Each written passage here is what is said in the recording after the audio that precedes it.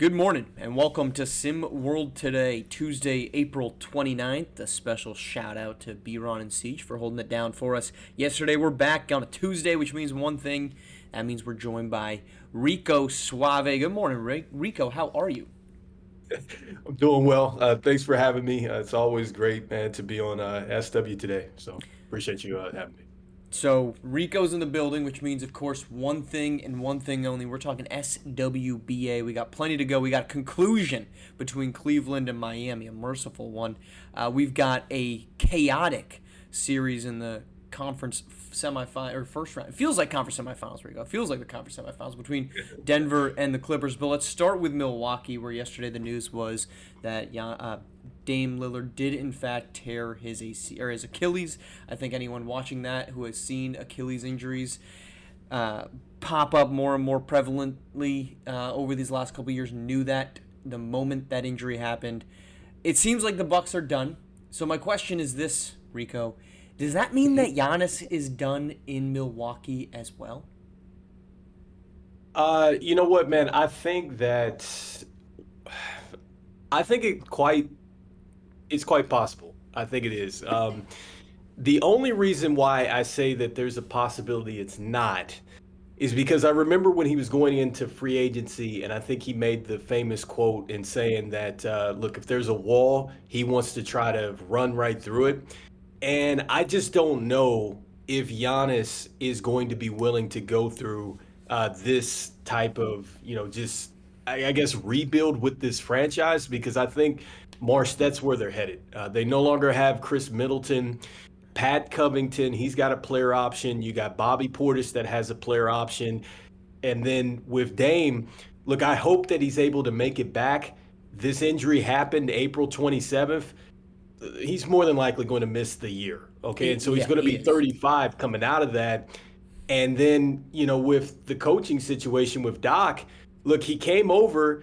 They weren't doing bad with Coach Griffin, and there's a ton of pressure there. So just this Milwaukee Bucks team, it just doesn't look good, man. And I just think that Giannis might want to look elsewhere to kind of finish out.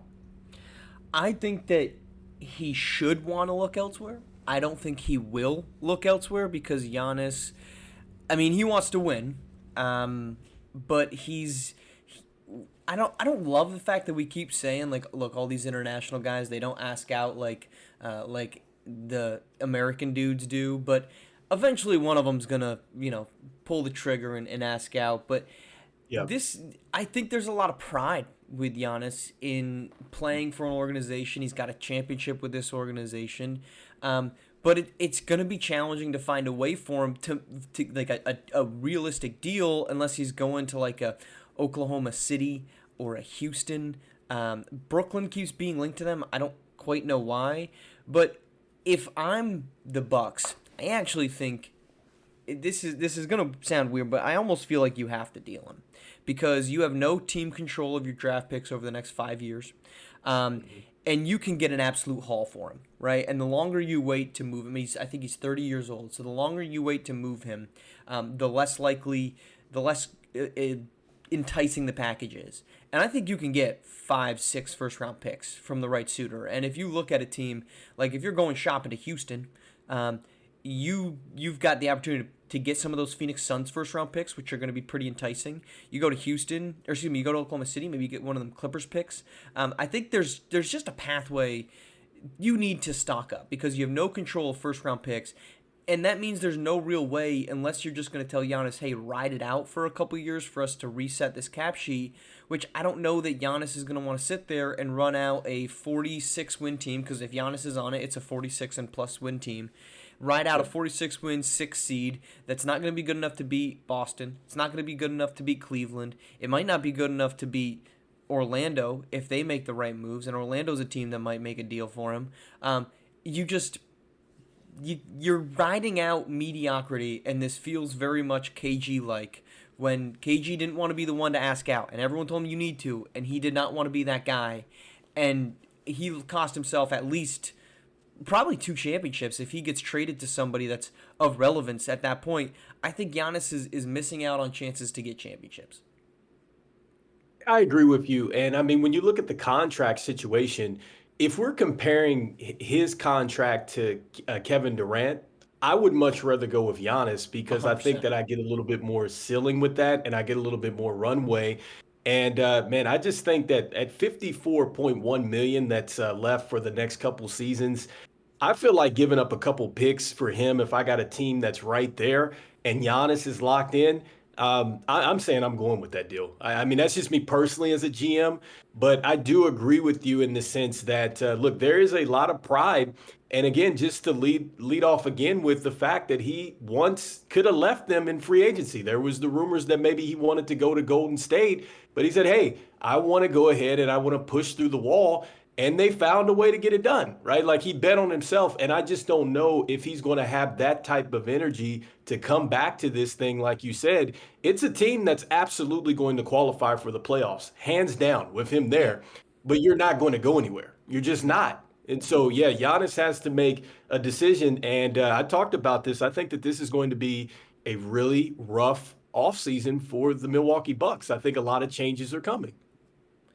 It seems like there's got to be, and it seems as if this is going to be the end of. It seems like it should be. If the right move would be to this be the end of the Giannis era. Well, there's no end in sight for the Los Angeles Clippers and the Denver Nuggets, as that series is locked at 2 apiece thanks to a .1 second left dunk by Aaron Gordon to even that thing at 2 apiece. But the Nuggets appear to be running on fumes, Rico. They had a 20-point lead in the fourth quarter of that one. They blew that and needed some late-game heroics to make their way back to it. Can the Nuggets outlast the Clippers, or is this the Clippers series to win? The Nuggets shouldn't. And I think that here's what I would say about the Clippers. The Clippers historically, they have these great seasons. They get to the postseason and they find a way to choke it. Okay. The Denver Nuggets, we know that they have Nikola Jokic, who is probably right there at maybe being an MVP this year. You know, you can debate between him and Shea Gillis, but they literally beat the Los Angeles Clippers and they had 4 points scored off the bench. I mean, 4 points scored off the bench. You have Aaron Gordon playing 43 minutes, Michael Porter Jr. playing 42, Jokic 43, Murray 42, and Christian Brown playing 43. There's no way that that team should be able to be in this series with just what the Clippers have. I think that the Nuggets are going to find a way to get out of this series because if they can cut down the turnovers, I just think that the Clippers are going to give the series over to the Denver Nuggets. Look, I don't. This is so watching this series. There's a lot of, well, the Nuggets are lucky to be 2-2, and this is the Clippers kind of threw away game 1, and the Nuggets kind of should have given away game 4, and they get the blowouts in the other two, and I'm sitting there saying, what are they lucky about? They're 2-2. I mean, this is postseason basketball. That's what happens. Series swing on the smallest of margins, and I don't think that the Nuggets are in great position. It's hilarious of the fact that they actually apparently really needed Russell Westbrook for this team to actually be good, because he actually gives them a spark. To your point, 4 points off the bench, but anything can happen in a best-of-7 series when it boils down to a best-of-2 series. And you have home court advantage, and you've got arguably the best player in the entire world. And I don't know what it is about the Clippers and how they manage to keep fading. I have always said I do not stand on the points that people make of, well, an organization just constantly does this, therefore that's what's going to happen. But for whatever reason, the Clippers can't do anything in the postseason. I mean, they haven't even won a series in less than 5 games in their entire organization's history. That just seems like something that should have been broken by now, and it doesn't happen.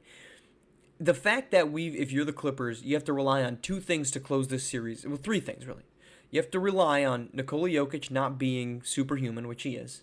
You have to rely on Kawhi Leonard to stay healthy, and you have to rely on James Harden, not one known for his clutch moments in postseason games, to suddenly rise to being a clutch moment in a postseason game. Getting all 3 of those things, Rico, to me just feels highly unlikely. And I could be wrong on this. I have been wrong on the other three series in this first round. I mean, I said the Wolves were going to lose. They're up 3-1. I said the Pacers were going to lose. They're up 3-1. I picked the Nuggets, and it's not looking that great. But it also isn't looking that great if you're the Clippers, because it just kind of feels like eventually the clock strikes midnight on Kawhi Leonard's health and James Harden's clutch. 1000% agree with you. I think that I've been seeing that too on the inside the NBA on TNT. One of the things that's talked about there is like with Kawhi Leonard missing so many time or so much time, how is he able to come back at this level? And it's just it doesn't seem like he missed the beat, but it's always a situation where it eventually catches up to him. And I feel like he's doing a lot of heavy lifting in round one. That is not a good sign for the Los Angeles Clippers. And then back to the point with the Denver Nuggets, here's a stat for you. The Nuggets are 7-0 without Russell Westbrook. So they beat you with 4 points off the bench. They didn't have their best bench player, which I think he's going to be, honestly, an X factor in this series, and he really has been somewhat, especially at home. I like the Denver Nuggets, and I think that the Clippers are going to historically find a way to lose this series. I don't know what it is. I can't really place a finger on it, but it's going to be something that I just go, yep, that's just what we talked about with the Los Angeles Clippers. That's exactly it. I mean, there's no proof, because the proof of these first four games has been that the Clippers have really been the better team for most of them. And people aren't wrong to say that the Nuggets survived Game 1 because the Clippers turned it over and survived a late buzzer beater in Game 4. Like, all that's true. Like, there's not a really great evidence. You know, to your point, eventually the Kawhi Leonard injury comes. Kawhi was at his best. You remember back a couple seasons ago, they were going up against the Phoenix Suns, and Kawhi was just killing it. He had come back from knee injury, and it was this moment where we were like, wow. So the load management matters. Load management changes everything. Kawhi Leonard is looking so fresh, and then he tore his ACL, and we didn't see him again. And that's what I'm just terrified is going to happen, because Kawhi Leonard right now at his peak is absolutely incredible. All right, speaking of peaks, coming up last night, at the peak of their powers were the Miami Heat as they finished off the sweep. The Cleveland Cavaliers at the peak as they finished off a sweep of the Miami Heat, 138-83. Yes, 138-83, an absolute beatdown on the road. Was that a win, a statement sweep? Look, not a good Miami team, but was that a statement sweep in the dominance that they had, or do you walk away from that saying, I learned absolutely nothing? I think it was a statement. I think coming into the this final game, I was thinking going in, I said, look, I think Cleveland can take care of business here. And I think that they had a slow start to the series, right? Donovan Mitchell struggled, and then like the Miami Heat were doing Miami Heat type of things, and I'm like, ooh, this might be a tough series. But then game two, it seemed like they turned it up a little bit. Then game three, they turned it up a little bit. Like DeAndre Hunter and all these guys start playing some really good basketball off the bench. In fact, he had 19 in this last game, and I'm saying, okay. And so this game, I think I wanted to see, all right, we want to see if you really want to make it to the finals, you really want to hoist up the trophy, you got to be able to take care of teams when they're down. And I liked what I saw from the Cleveland Cavaliers tonight. I think I saw everything I needed to see. And I'm starting to lean a little bit more into the Cleveland Cavaliers and believing that they're real when they take care of business like this against the Miami Heat. Because you know the Miami Heat, that is a tough team. They don't go away easily. Well, I've been saying the Cavaliers, I picked them to be my Eastern Conference representative. I think they're coming out of the Eastern Conference. I think they've been absolutely incredible. I think that, look, again, as I said in the intro to this segment, the Heat aren't good. But the Memphis Grizzlies hung around in Game 3 with Ja. They had about a 30-point lead. They hung around in Game 4 without Ja. And we're going to walk away from that first-round series and make sweep OKC so much better. Memphis Grizzlies need to blow it up. It's not worth it anymore. We got to bring that same energy then to the Cavs Heat, and we got to say, Cleveland, decimated Miami. Those series games were not close. Cleveland swarmed. Their defense has been fantastic. The addition of DeAndre Hunter has been great. And oh, by the way, the other teams in this conference, the Knicks have not looked great against the Pistons. The Pistons have hung around, and a questionable call probably could have changed that series completely. The Pacers are beating up again on a injured Milwaukee Bucks squad. And the Boston Celtics are having a little bit of trouble with the Orlando Magic. I mean, they're going to win that series probably in 5, but Orlando has not made that an easy series. Meanwhile, Cleveland has just picked apart a very well-coached basketball team that in theory has some good defensive pieces, and none of them looked anything like that. Cleveland was the better team. They were better coached. They were obviously the better talent. I think this is a big statement win. And it's not in the fact that they beat Miami and they swept them. It's that they just decimated them and made them look like a team that should have been and would have been better off losing one of their 2 chances at a play-in game and just not even showing up. Because the fact that you run away with a 121-100, 121-112, and then you go on the road and you hold the home team to sub 90 points in back-to-back games, other teams right now in the postseason are simply not doing that. Yeah, I mean, I agree with you. And like I said, I feel like that this was a statement win because the way that they did it. And I think that the way that they turned it up each game, to me, I thought that they got better each game. I think if you go back and you look at the tape, I just feel like it's a Cleveland Cavaliers team that just got just that much more better each game. And that's generally what you want to see, with a team that's supposed to contend, a team that's coming out of the conference. You want to see them kind of turn it up like that. It reminds me a bit of the old Chicago Bulls days, right? They used to kind of turn things up as the series kind of went along. And so I want to see, do we see that same type of swagger, that same type of energy in round 2? To your point, I think that really the only teams that have looked the part aside from them is going to be the Boston Celtics, who are in a tough series with the Orlando Magic, which I thought that this might be that type of series. I do think they're going to escape that. And then with the Pacers, they look every bit of the part of what they did last season. I said that at the end of the year, they're starting to really kind of get into a rhythm, and they're looking like a team that's very deep. And so I want to see what Cleveland does in the next series because they took care of business a lot like OKC did in the West. And if you're wanting to get there, you want to hoist up the trophy, you got to do this type of stuff in these early series.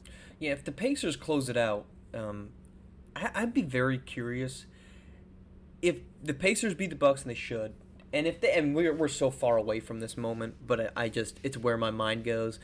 If the Pacers manage to beat the Cavaliers and make it to a second straight conference finals, I kind of just wonder if we start thinking about last season's conference finals any differently, because last season they did not get a lot of respect for making it to the conference finals. They just didn't. And yeah, those games were competitive. They could have won both games 1 and 2.